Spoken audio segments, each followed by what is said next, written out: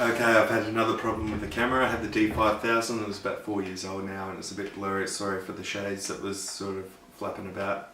Yeah, I recorded like a 10-minute video and I didn't record all of it, so devastated. Following on to what I was saying, what I missed out in that conversation that I was saying, try and make your conversation go forward. Try and think about, like, you know, obviously at the end of the day, more strongly than what you're trying to convey to people, know that it's how it's going to be interpreted. So at the end of the day, we're reading the tone of voice, we're reading what's being said, and we're looking at body language and everything like that, that we're using our senses to put things together to understand. But there are only a few senses, you're not hardwired to their consciousness. So just try and analyse the way that you talk to people. I know that, you know, much respect to James Ian Doley. You're a great guy. You and Dave Hillis and Frank are some of the best people that I've met. You're really supportive. You talk like what I said about power phrases. That's how you talk anyway, even though you haven't read the book. You make the conversation go forward. You know, you always see the light and the good aspects. I've never heard you say one negative thing or one bad thing. Keep it up, guys. There needs to be more people like us. Yeah, so you know, I don't have that much that I can share with you guys, but hopefully you can listen to what I have to say and it inspires you to make another movie. But I want us to work together on this. Hopefully you like my movie about conversation and what is the purpose of conversation.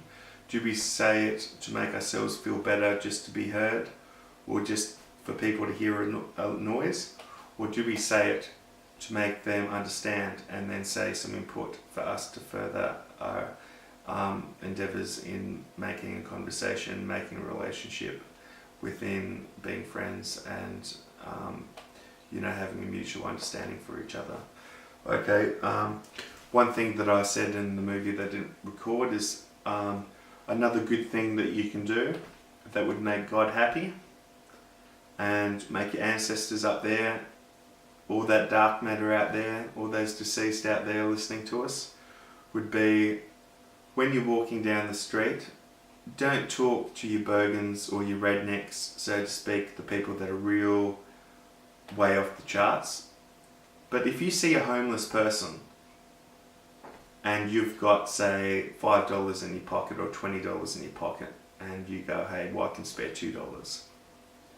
And you go up to that person, obviously because I don't wash, you don't have to shake their hand. Go up to them, say, how you doing, mate? Or how you going, whoever. And say, I've got a proposition for you. You know, I'm going to give you $2 now, but tomorrow I'm going to give you $5. But tomorrow I'm also going to buy you lunch. So what I want you to do now is to think, because tomorrow when I meet you, I want to know if you could change anything in your life, what would you do? And can you tell me something of what you've learnt along the way?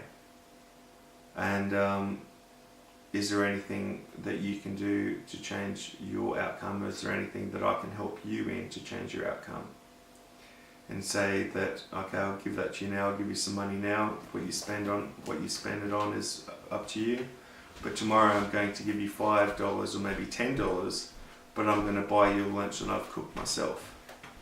So do that and get them to ponder in their mind and say, hey, normally when someone talks to me, it's always get out of the way, or you filthy scumbag, or you amount to nothing and stuff like that. Imagine someone when you're in that situation that comes up to you and says, hey, I've got some money for you, but tomorrow I want you to come to me with some answers and your own input. And you're also going to get paid more money, and I'm going to buy you some lunch. So I can buy you some lunch that you're looking forward to, that you're guaranteed you're going to get something to eat tomorrow. And whatever you spend the rest of the money on is up to you. And say, I just want you to tell me about, you know, what you would do if you could change your scenario, what you've learnt along the way, and blah blah blah, and just do that. It will take probably 10 minutes, 15 minutes maximum, absolute maximum, unless you are really entrenched in wanting to listen to what they have to say. I think it's a good thing to do, because you're being nice to them, you're offering them money, so they're letting down their guard and they're wanting to listen to you, so they're showing their concentration, hence that they're listening to you. Then you're saying they're going to get a free lunch tomorrow, plus you're going to give them money, but they have to think about a few things, and those things, the few things they have to talk about, will really open their mind and give them more of a chance of getting out of their situation. So yeah, that's just something to take on board and to do. You know, like, everyone that I think goes through cycles through life. So like in my life, I go through cycles. So there's at different points, and I go through different cycles within different cycles. The more that I've advanced myself through, you know, I find that the more that I spend in studying and research, the more sometimes I become antisocial and forget how to socialise. And I find that the more information that I do know compared to my other friends, that I've fallen trapped in the past by telling them how it is, but saying in a way by telling them and thinking that they're not any better than me because they don't share the same knowledge and knowing, and they don't share the same understanding in what it's about. So, you know, you go through life falling in traps, and I just think that it's something to be conscious about, and to be conscious about, to know that, you know, when you're making conversation or what you're doing in your life, can you actually get a positive outcome that can help someone else or help you out? And never do anything that just helps a cause out but makes yourself in a negative. You can put yourself in a negative by putting so much time and effort into researching and not looking after yourself and putting other things off. Fair enough, but there has to become to a point that, you know, that's one thing that I've made contact with and I've thought about, that I said I want to help the universe, but at the same time I want to help myself. And I know that if I won the lottery, say jackpot of say 20 million Australian dollars, that I would definitely, I'd even sign a contract and say that I would help the world situation dramatically within 10 years. I know if I was as rich as Bill Gates, I would have fixed the world absolutely 10,000 years ago. But the thing is, if you had to go through their life, obviously you've got your own genetics and who you were before, like your own sort of, you know, but there's nothing wrong. Like, at the end of the day, the only person that you can be the best at is being yourself. You can learn things from everyone else, but the thing is, it's better to listen to everyone else, try and understand things from everyone else, learn things from different people's outlook and perspectives, and to learn things from people's unique abilities, and to put it together, and then to do your own unique outlook and your own sort of thing, your own sort of way on, lost for words. Sorry, just put your own unique touch on things and just do your own thing. So, you know, it's better to be the person that you are, but you just say, if you go, but the person who I really am is someone who's standoffish and someone who's self-centered and whatever. It's like, no, that is a product of your previous past and how you've been treated and the environment that you've been in that makes you like that. That is not who your true self is. Your true self is, who were you when your parents were bringing you up and everything was good and you were that person before anything scarred you to make you something different to who you could be? You know, like, if you were someone that went swimming with your brother or your sister and you nearly drowned and they drowned and you were scared of the water after that, and you were scarred because your best friend, you know, your brother or your sister died, and, you know, it changed your life and your outlook ever since then. You know, when I say like who you truly are, and they go, well, actually I'm like this now, but that is not who you are. So remember that the person of who you are is like saying that God comes down and say, you can be whoever you want to be. Just be the person that you feel deep down in your heart, the person you want to be. that is the person that you want to be and the person that you should be. So over and out, people. The next video I'll have a little ponder and work out what I want to say, but just remember the aim of the game in this scenario and in this life, if you're wanting to take up the ET and UFO field, network. Be good to people, treat people with respect, treat people like you'd want your children to be treated. You know, ask people questions about what they're like, what things about their life. Ask them, say, what can we do to change things? And remind them, and don't keep on people's back like get on people's backs, but keep on people's backs and remind people. And just pretend you're a teacher, but at the same time, you're in a class teaching your child plus your child's friends. And say that, you know, you're a father figure at the same time as a teacher, but you're also wanting to learn through, you know, at the end of the day, kids are going to be that inquisitive, and if you bring them up to think right, my daughter is only 3 months old, but she's going to blow me out when she's going to be 3 years old. She's going to be talking about and asking about things that's going to blow my mind.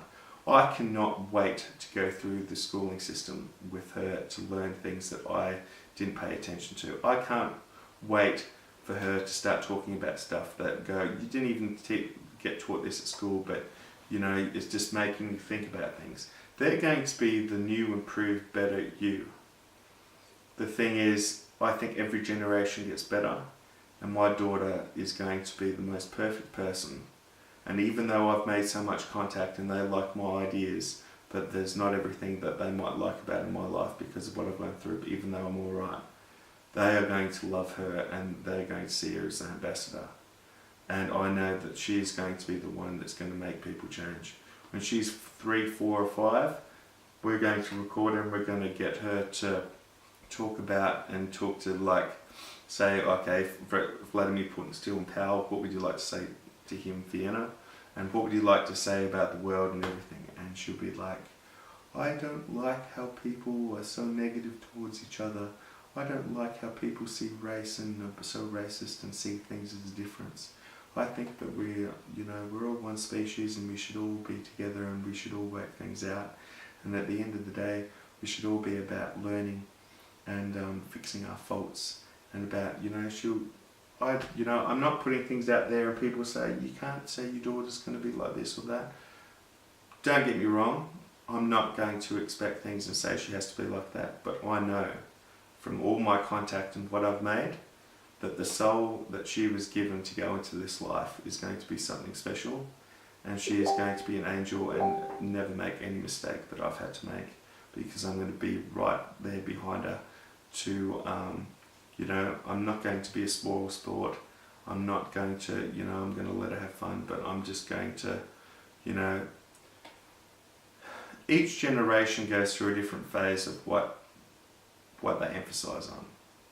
And this one, because I'm really open-minded and really everything, and I know the power of conversation, I know the power of good relations, I know the power of, that if you try and help more people and have more people in your thoughts about your ideals of how everything works out, then they're going to have your back.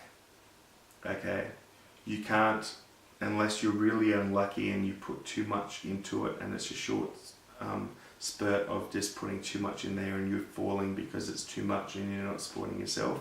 Most of the time, when I go out there and start thinking about the ETs and start thinking about everyone, I know that they've got my back, even though they don't. They might be a bit sort of like, this is something new to us. So over and out, people. Remember, it's not hard to at least give people eye contact, acknowledge people, smile, and make people feel they're worth something.